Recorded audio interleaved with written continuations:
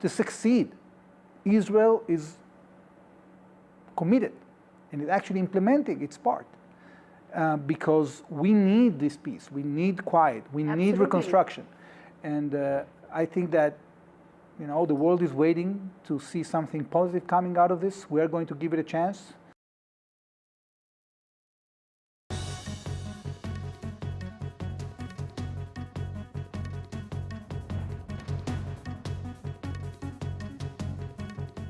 Hello and welcome to this Thursday edition of the World Report.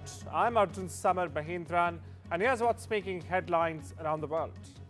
Now, viewers, a diplomatic clue this Diwali. Prime Minister Modi has thanked U.S. President Donald Trump for his warm, festive wishes and a phone call that, in fact, touched on key bilateral issues as well.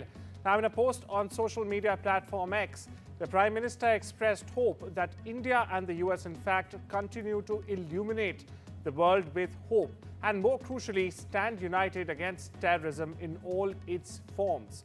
President Trump, meanwhile, marked Diwali with traditional lamplighting at the White House, surrounded by Indian-American members of his administration. Now, just before the ceremony, he confirmed his call with PM Modi, saying it focused mainly on trade. Now, Trump also repeated that India would not be purchasing significant quantities of Russian oil in the future. Listen in to Trump's remarks, followed by my colleague Priyanka Deo. Americans, let me also extend our warmest wishes to the people of India. I just spoke to your Prime Minister today. We had a great conversation. We talk about trade, we talk about a lot of things, but mostly the world of trade. He's very interested in that. Although we did talk a little while ago about let's have no wars with Pakistan. And I think the fact that trade was involved, I was able to talk about that. And we have no war with Pakistan and India. That was a very, very good thing. But he's a great person, and he's become a great friend of mine over the years. In a few moments, we'll light the diya as a symbol of faith in the victory of light over darkness. It's a beautiful term, light over darkness. That's what it's all about. It's knowledge over ignorance and good over evil. I mean, this was the White House Diwali celebration, so a little unsurprising, but Donald Trump once again spotlighted Prime Minister Narendra Modi, as you heard, just calling him a great person and a great friend. The U.S. president used the holiday in a really wise way, politically strategic, to highlight U.S.-India ties, saying again that he had spoken with Modi and even suggesting that India would not be buying much oil from Russia. Now, that's more rhetoric than reality, if you can say. The MEA has neither confirmed nor denied it, but what it does enforce and reinforces India's growing role in Washington, D.C.'s strategic narrative. So within hours, PM Modi publicly responded on X, thanking Trump for his warm Diwali greetings. And he also said that the two great democracies will continue to illuminate the world with hope and, most importantly, stand united against terrorism in all of its forms. So it's a message of alignment. It's a subtle reminder that security cooperation remains at the heart of U.S.-India relations. And meanwhile, the other important thing here to consider is that Trump confirmed that his planned meeting with Vladimir Putin in Budapest is off for now, saying that he does not want a wasted meeting. So in one day, Trump has extended warmth towards India, set conditions with Russia, and also signaled that his brand of diplomacy will be measured strictly by leverage and results. So we will see. But what we can see is that U.S.-India are on talking terms. They both respect each other, which gives the signal that talks are ongoing in a positive way. Stay with Washington, where U.S. President Donald Trump has in fact said his plans for a swift meeting with Russian leader Vladimir Putin is on hold. Why? Because he doesn't want it to be a waste of time. In his words, it was the latest twist in Trump's stop-and-go effort to resolve the war in Ukraine. Now, the decision, very interestingly, viewers, to hold off on the meeting in Hungary's capital, Budapest, which Trump had announced himself last week, actually was made following a call Monday between Secretary of State Marco Rubio and Russian Foreign Minister Sergey Lavrov. Trump's hesitancy will likely come as a relief to the European leaders who have accused Putin of stalling time with diplomacy while also trying to gain ground on the battlefield. My colleague Vishal Vivek gets us the latest, but first, Let's listen in to what Trump said. The meeting with Vladimir Putin is canceled or put on hold. Do you know what happened there, and does that affect your decision whether or not to send tomahawks? No, I don't want to have a wasted meeting. I don't want to have a waste of time, so I'll see what happens. But we did all of these great deals, great peace deals. They're all peace deals. They're agreements, solid agreements, every one of them. But this one, and I said, go to the line of battle, the battlefield lines, and you pull back and you go home, and everybody take some time off, because you got two countries that are killing each other. Two countries are losing 5,000 to 7,000 soldiers a week. So we'll see what happens. We haven't made a determination. So this seems to be, in a line of flip-flops that Trump has, showcased in the last few weeks. He started off by saying that both the sides need to hold the ground and need to, freeze the lines, and the conflict needs to stop. And then he moved on to say that Ukraine needs to cede some territory to the Russian side. And now he has said that Ukraine cannot, in any case, win the war. It doesn't see that in the foreseeable future, because he had in the past indicated that he believes that Ukraine could win the war. So this is, a series of flip-flops, as I mentioned earlier, and it also goes to show that the deadlock has, solidified in the last few weeks, rather than, sort of melting down, because we saw that during the Alaska talks, there was, many positive signs, as Trump had mentioned, that the war could be coming to an end, but that doesn't seem to be the case, because Putin seems to be taking him for a ride, and he seems to be rebuffing Trump every now and then. We've seen repeated attempts by the U.S. administration to bring the war to an end, but that has not happened. And as I mentioned, it doesn't seem so in the near future. And on the other hand, the European leaders who also are trying to, play a background role in this conflict, they are, hoping that Trump will be on their side. They are praising Trump in a way that he is trying to bring the conflict to an end. But as I mentioned, the deadlock continues, and the war is nearing its 4-year mark now, and close to 1 million people could have died. And as I said, the future does not hold really good for the both sides. Meanwhile, Donald Trump has stated that Washington would in fact continue with its plans to impose a 155% tariff on Chinese goods imported into the country beginning the 1st of November.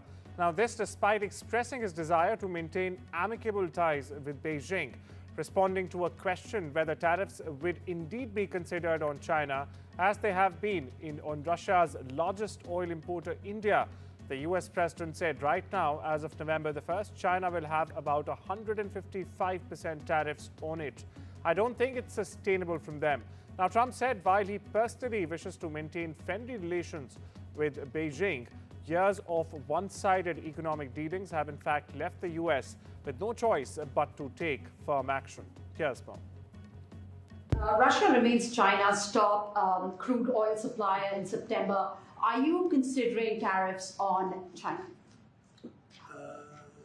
Well, I mean, you read the same papers as I do, but I don't have to read the papers because I'm the one. Right now, as of November 1st, China will have about 155% tariff put on it.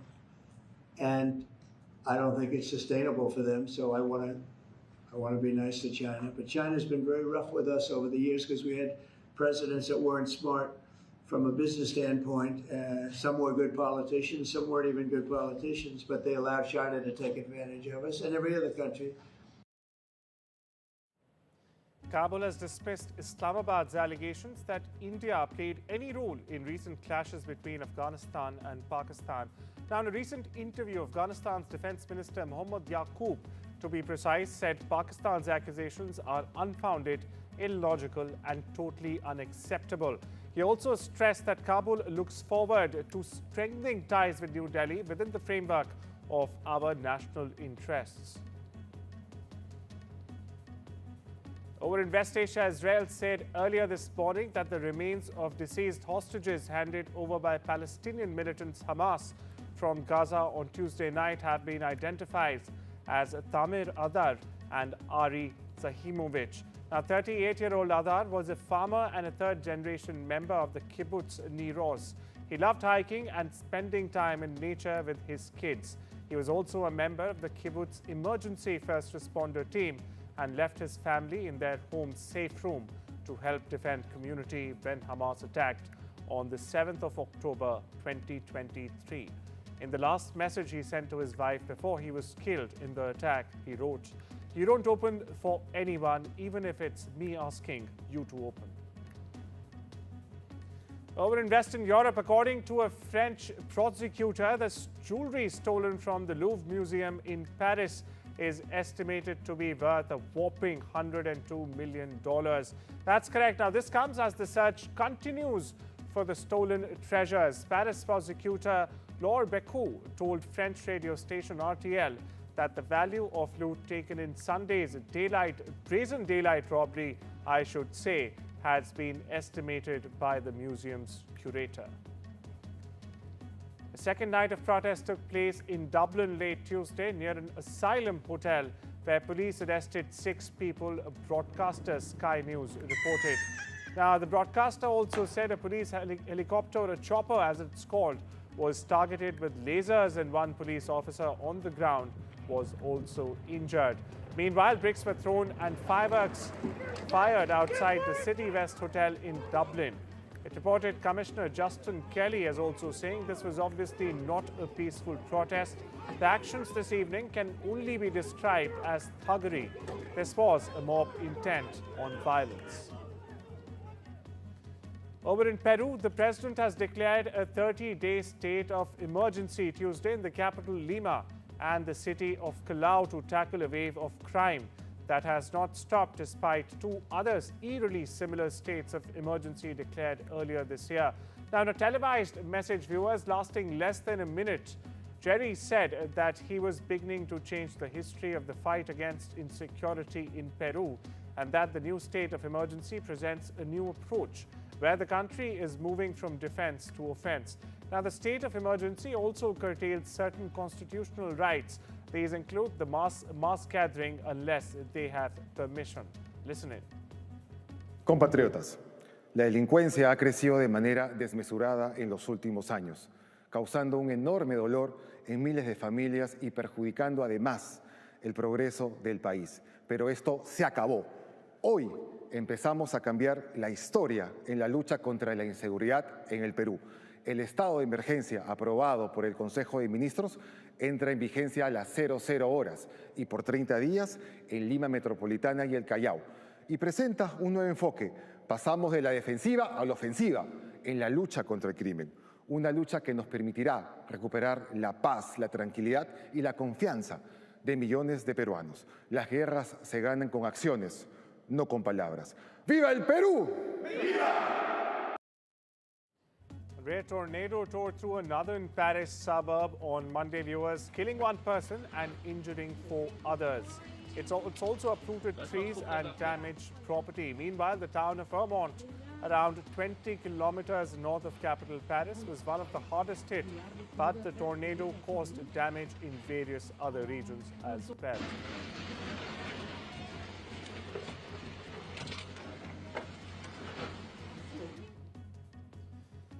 Staying with France, former President Nicolas Sarkozy arrived at a Paris prison to begin serving a 5-year sentence on Tuesday.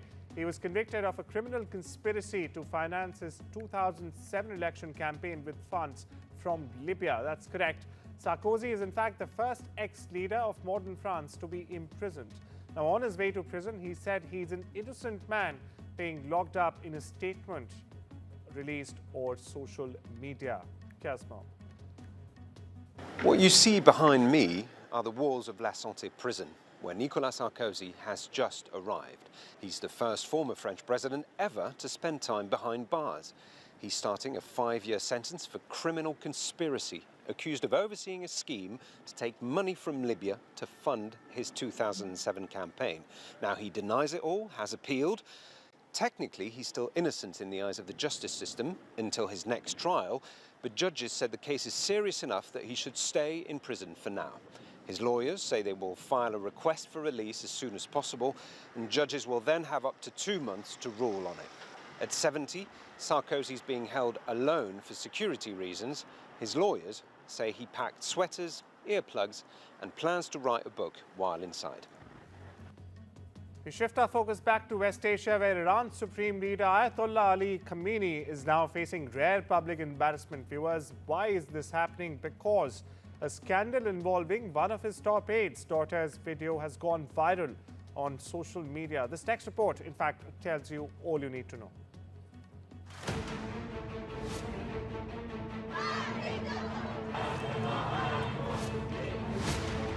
A white low-cut strapless dress, bareback gowns and veils. Sounds like any other wedding in the West, right? Yet this wedding has ignited fury in Iran's hardline Islamic regime, known for its draconian hijab laws for women. A video from 2024 shows the daughter of an aide to the Supreme Leader Ayatollah Ali Khamenei wearing a plunging strapless wedding gown has gone viral, with Iranian activists slamming the double lives of elite officials in the country. Ali Shamkhani, a longtime ally of Khamenei and a military commander, is one of the strictest enforcers of Iran's strict hijab and public morality policies. Yet ironically, when it comes to his own wife and daughter, the rules no longer matter.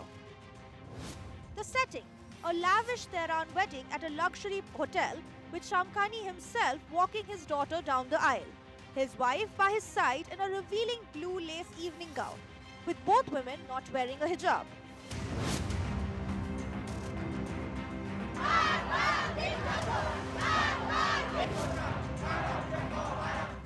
In fact, it was Shamkhani, the former head of Iran's Supreme National Security Council, who was behind the brutal crackdown on the anti-hijab protests that erupted in 2022 after the death of Mahsa Amini. Amini, a 22-year-old woman, died after being beaten by morality police for allegedly not complying with the hijab rules. Amini's death ignited global outrage and calls for justice. But for many in Iran, justice still feels distant. While Shamkhani accuses Israel of leaking the video, it has reopened deep wounds in Iranian society, exposing the glaring double standards between those in power and the people they govern. For a regime built on control and conservatism, the veil of moral authority is now slipping. NDTV Bureau Report.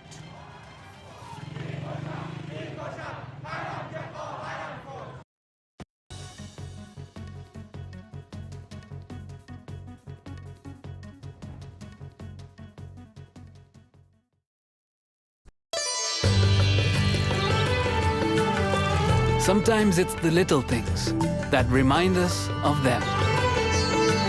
Stay close, even when you're far apart.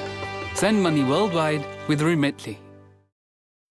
No child should suffer the torture of trachoma, but so many are in pain right now.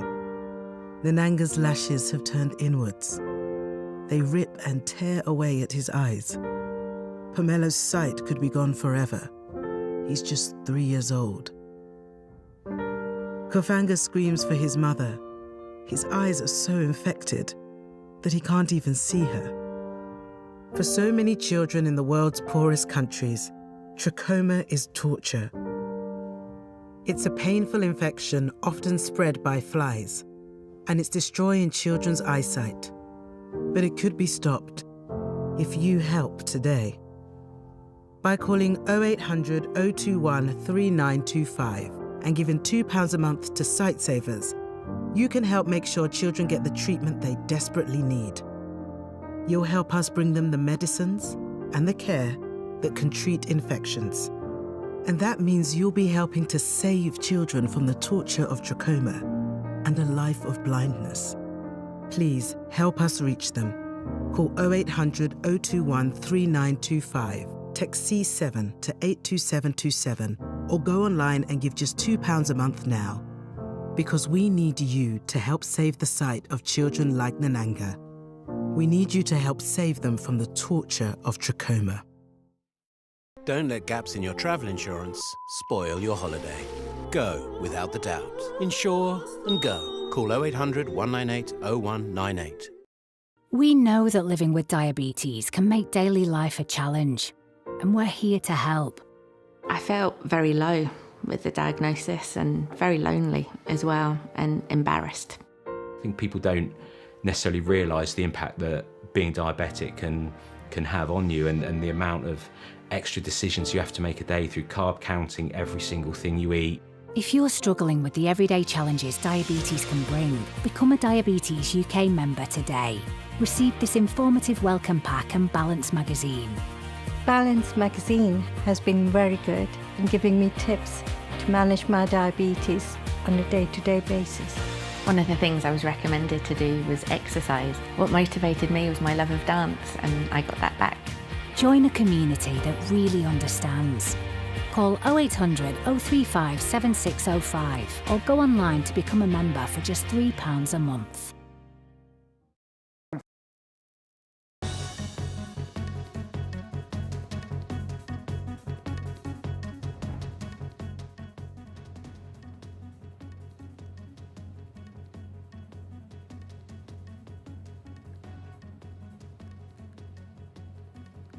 Welcome back. You're watching the Wednesday edition of the World Report with me, Arjun, Samar, Mahendran. We move on to updates from the world of technology and business, where in fact Airbus has said that it has opened a second assembly line in China, increasing manufacturing capacity for its best-selling A320neo family of single-aisle jets. Now the new line in fact completes a jigsaw of 10 global final assembly lines that Airbus says will involve a production drive, including 2 each in the US and in China. OpenAI has unveiled ChatGPT Atlas, a long-anticipated artificial intelligence-powered web browser built around its popular chatbot in a direct challenge many are seeing to Google's Chrome dominance. Now, this launch, viewers, marks OpenAI's latest move to, in fact, capitalize on 800 million weekly active ChatGPT users as it expands into more aspects of users' online lives by collecting data about their browsing behavior.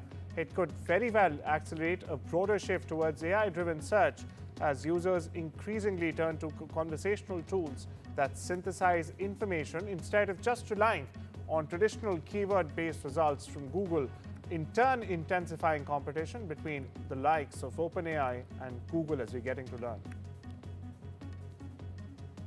Now, Daniel Naroditsky, a chess grandmaster who started as a child prodigy and quickly became one of the most influential American voices in the sport, died Monday.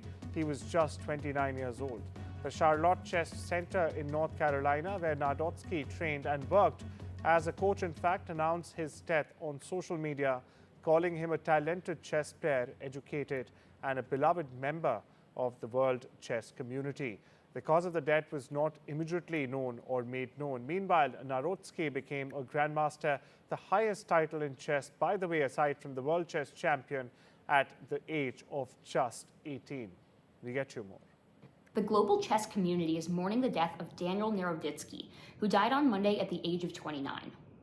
Daniel was an American chess grandmaster who started winning international tournaments at the age of 12.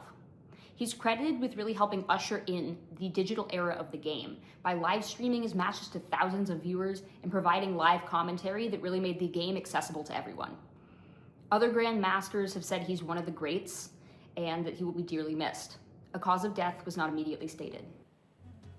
Director Scott Cooper said art matters when it risks everything. That's correct, which is one of the reasons he in fact chose to avoid a straight biopic and made his latest film about Bruce Springsteen focus on just a few years of his life and a career, in fact, in making the Nebraska album. Now, Jeremy Allen White plays Springsteen and had to learn to sing like the boss and also perform before a live audience, in fact, playing the guitar and harmonica believably. White says the guitar was the biggest challenge he's ever faced in his career so far. Here's more. Guitar, just because that was so foreign to me. I'd at least, I've spoken before, I haven't sang a whole lot, but I understand the concept of singing. I've been a fan of music and singers, but the guitar, I remember holding it in my hands for the first time and trying to wrap my fingers around the right strings for the chords, and it just feeling like completely alien to me. And it was such a humbling start where I was really like, I have no idea how in 6 months I'm going to be playing anything that sounds good at all. And but like anything or any skill, it's just time and repetition, you know. Diane Lane, Madeleine Brewer and Zoe Deutsch attended the New York premiere of Anniversary on Tuesday. Now, Lane spoke of contemporary relevance of the tense thriller about a family pulled into chaos by a rising political movement called The Change. Now, the story intensified when Lane's son begins dating her former student Liz, which is in this case played by Deutsch. As Liz grows closer to the family, hidden tensions erupt, threatening to tear them apart, just as the country faces growing political unrest. Listening. The longer I sit with it, the more I think about just how directly there are parallels. I mean, if you just take Anna, for example, Anna is an incredibly outspoken, intellectual, razor sharply witted comedian. And as we've seen with Jimmy Kimmel, there is even making light of a tragedy. Even that's the thing about Jimmy Kimmel. He did not make light of a tragedy. He remarked on the right's response to that tragedy and their willingness to kind of co-opt it for political gain, which I don't disagree with. Maybe that'll get me canceled. She doesn't want me to answer that. Just kidding. You're like, but I think that's a lot. That is something that is a direct correlation that we can make, as well as Anna being forced to leave the country for her outspokenness, for her free speech. And I think that if you can't see the parallels, you're not paying attention. And well, a baby elephant at the Oregon Zoo had more tricks than treats when handlers gave it a small pumpkin to play with during an annual fall event where giant elephants in fact smash half-ton pumpkins. Weighing just 775 pounds, 8-month-old Asian elephant Tula-2 is about to be heft of one of the giant pumpkins, too small to smash them just by the way. But zoo handlers, viewers, they gave her a small pumpkin to practice with. Instead of squashing it, the little elephant dribbled the gourd around like a soccer ball, a video from the zoo shows.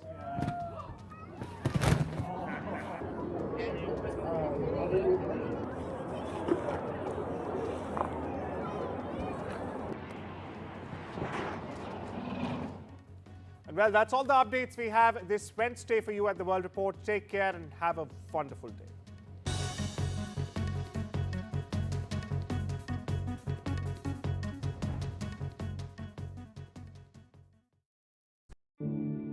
Right now, terrible things are happening to donkeys. They work all day in the blistering sun without food or water. They're suffering silently while their backs are breaking. Some are being abandoned and will be left to die alone. But the worst thing you can do to a donkey isn't to break its body. It's to break its heart. Because donkeys are loyal, loving creatures. They trust us to care for them. And when they're hurt and abused, they feel it inside too. But right now, you can do something incredible for donkeys. You can support the Donkey Sanctuary. Just call 0800 035 9318 and give £2 a month. Because your support can help protect donkeys. You can help us to treat the sick and the injured. You'll help to mend broken hearts so that they can learn to love and trust again. Right now, so many working donkeys around the world are suffering. But we can only be there for them with your help. So please, call 0800 035 9318 or text HEART7 to 78866 and give £2 a month to the Donkey Sanctuary, because terrible things are happening to donkeys. Please, do something incredible for them right now. Push the boat out, hon. All the way out to Alaska. This wild Alaskan sockeye salmon steak is defo bolder in color and totes richer in flavor. This bougie beauty is a bit of me. Go all fancy with Aldi, specially selected. Life is complicated. Hastings Direct Car Insurance is simple. You've got a lot going on. A lot. Trying to save could really grind your gears. So come on, let's get a great deal off the ground! Nice driving. Hastings Direct is simple. Great cover, great price, and a great app makes us one of the UK's top choices when comparing car insurance online. Hastings Direct. Simplicity is the best policy. You don't play lotto. It's a conspiracy. No one ever wins. It was me, and it could be you. Hold up. Lotto from the National Lottery. Sometimes it's the little things that remind us of them. Stay close, even when you're far apart. Send money worldwide with Remitly. Make this Diwali royal with Royal Sweets. Enjoy authentic traditional sweets with your family. Order online at royalsweets.co.uk.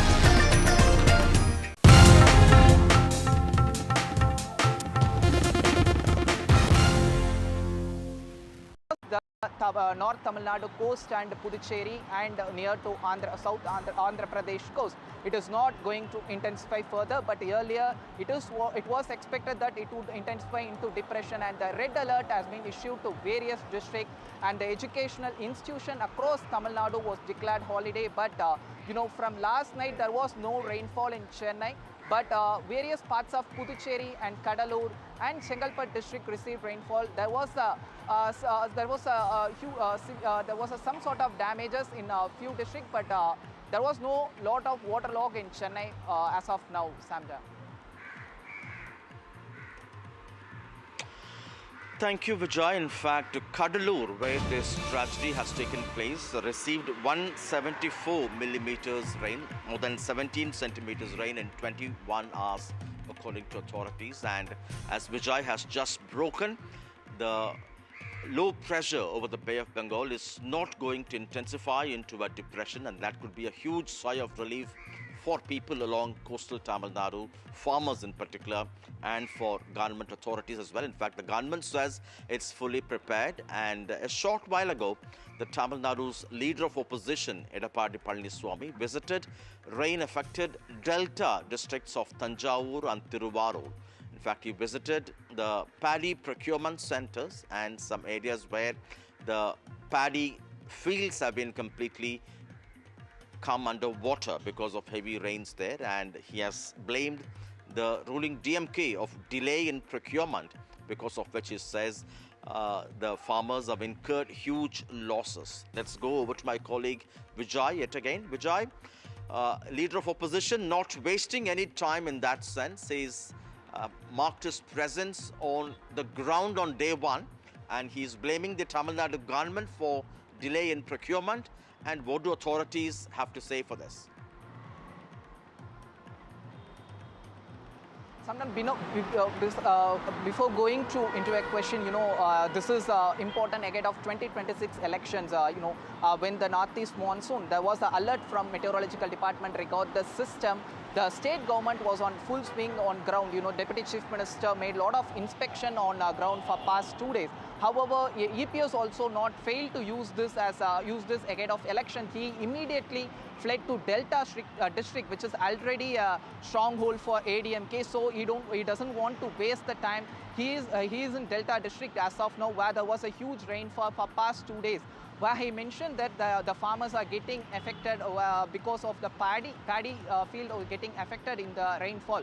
However, we got response from DMK Minister Raghupati. He mentioned that EPS is politicizing the issue. There is even state government has already, Minister Food Safety and for Agriculture Minister has already announced that if farmers gets affected, if paddy, in case if it gets affected, the state government will take care of the steps. Will take a step. They will do the necessary steps. However, there is a press meet also from the Agriculture Minister shortly by 3:30 p.m. Hope we will get a detailed response. What is the real situation? But however, we got visuals from the Delta district, Mayiladurai, Tiruvarur, and Nagapattinam, where the paddy field was submerged in the rainwater. We will get a clear picture once we get something official from state government. However, EPS is accusing the state government as they failed to take care of the farmers. Thank you, Vijay. It will be interesting to see what the Tamil Nadu minister would have to say for this allegation by EPS that if the government knew about the bumper crop, why didn't they start or open more procurement centers so that the paddy will not be waiting on the roads amid rains like this? The larger picture, the Met has forecast heavy rainfall till the weekend, and now that the low pressure will not turn into a depression, we'll have to wait and see how the situation over the Bay of Bengal would change. But this is very crucial northeast monsoon for Tamil Nadu's drinking water requirements and groundwater, in fact for irrigation as well.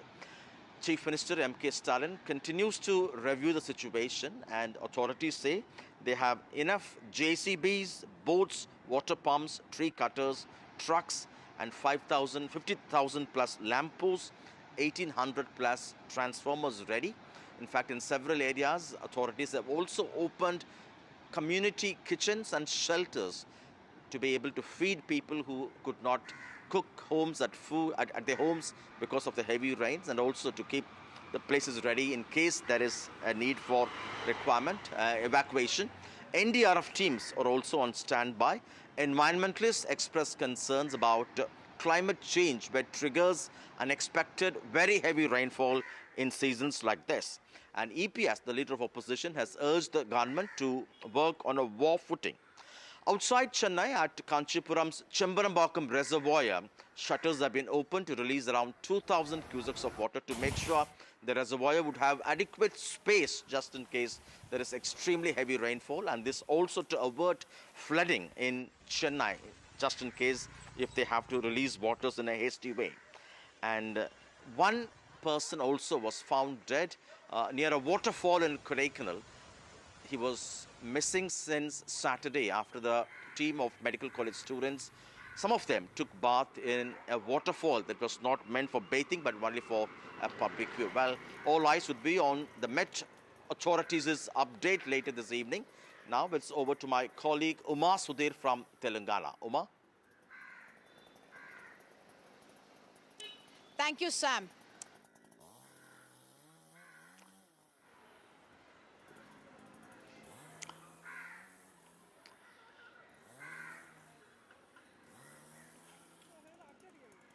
We come to you from Velachery Tambaram main road near Narayanapuram junction.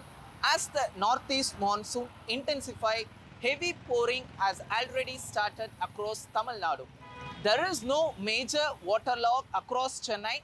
However, the intensity of rainfall causes the potholes and damaged roads across the Chennai, which raise to serious safety concerns due to potholes and uneven roads. The deep low pressure area over the Bay of Bengal is likely to intensify further into a depression by this afternoon. There is possible for heavy rainfall across various districts in Tamil Nadu, especially IMD has issued red alert to various districts, which includes Chengalpattu, Mailadurai, Pondicherry and Karaikal. And even orange alert has been issued to the Chennai, Ranipet and Kanchipuram and few other districts. There is possible for heavy rainfall in Chennai also. As a precautionary, schools has been declared holiday in Chennai, and for schools and colleges has been declared holiday for Chengalpattu and 12 other districts, and also for Pondicherry, and also in Pondicherry and in Karaikal. There is no major waterlog. However, there has been a serious safety concern over uneven roads and potholes. This is the first spell of northeast monsoon. So residents here urged that before the next spell, the possible for heavy rainfall also in upcoming days, they urged the government to rectify these uneven and pothole roads.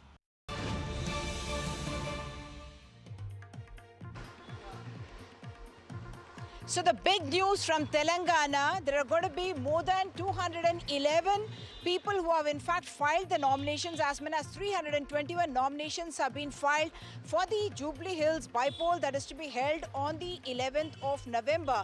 The last day saw more than 100 nominations being filed in a last-minute rush. Interestingly, largely if you see it as a three-cornered contest between the Congress's Naveen Yadav, the BJP's Lankala Deepak Reddy, and of course the BRS Maganti Sunita. These are the three main candidates in the fray, but the AIMIM has decided to back the Congress candidate. Of course, Asaduddin Owaisi is coming in for criticism, saying that he's backing the Congress candidate here, whereas he's fighting the Congress candidates elsewhere, for instance, in Bihar. And he has said that the Bihar AIMIM chief had in fact written to the Mahagathbandhan asking to be made a part of the Gathbandhan, but that there was no response from that end. And he's also pointing out that a bypoll is very different from an assembly election where you are trying to elect the chief minister of the state and who will go represent you in the state legislature. Even as all this is happening, hundreds of independents have in fact filed their nominations here. That includes farmers who are unhappy with the regional ring road project. There are also people who are affected by the Hydra disaster force action here in the Hyderabad outskirts as well. And also youth who are worried and angry that the jobs that were promised to them have not come in. There is also reports of factionalism within the Congress and there are clashes that have broken out. I have my colleague Ashish joining us now. Ashish, even before the nomination was filed by the Congress candidate Naveen Yadav, we saw Anjan Kumar Yadav saying that he's unhappy and then he had to be assuaged by the Congress leadership. Now on the ground, when the campaigning is happening, we are seeing clashes. Tell us more details. Uma, you're absolutely right. Earlier, we reported about how Arjun Kumar Yadav, he was in fact unhappy, and later on Congress AICC in charge, Meenakshi Natarajan, had to go to meet him at his residence and convince him not to revolt against the party candidate.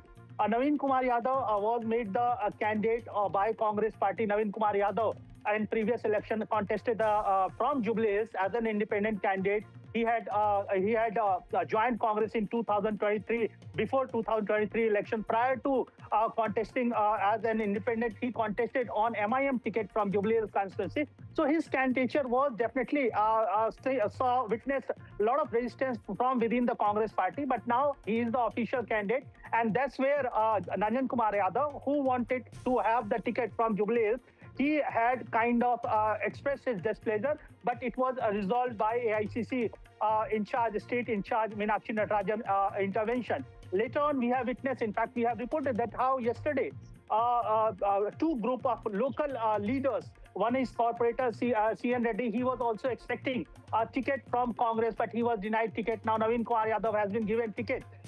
His group, his supporters, as well as another group who is supporting and who is behind Naveen Kumar Yadav, they had a fight, a scuffle during the campaign. So it shows that how these kind of internal rift is there in Jubilee Hills poll campaign. Remember, Jubilee Hills is a very high decibel poll campaign. We have been reporting continuously that how Congress has made this election, this bypoll, as a prestige battle. In fact, many leaders, particularly from opposition, BRS as well as BJP, they are calling it as a referendum of Revant Reddy government. But at the very same time, Congress is saying that no, we will perform. We are going into the election as it's an important election. It's an important seat. Remember, the by-election came after the demise of sitting BRS MLA. He was the two-time sitting BRS MLA. He died, and now BRS has given ticket to his wife, Maganti Gopinath's wife, Maganti Sunita.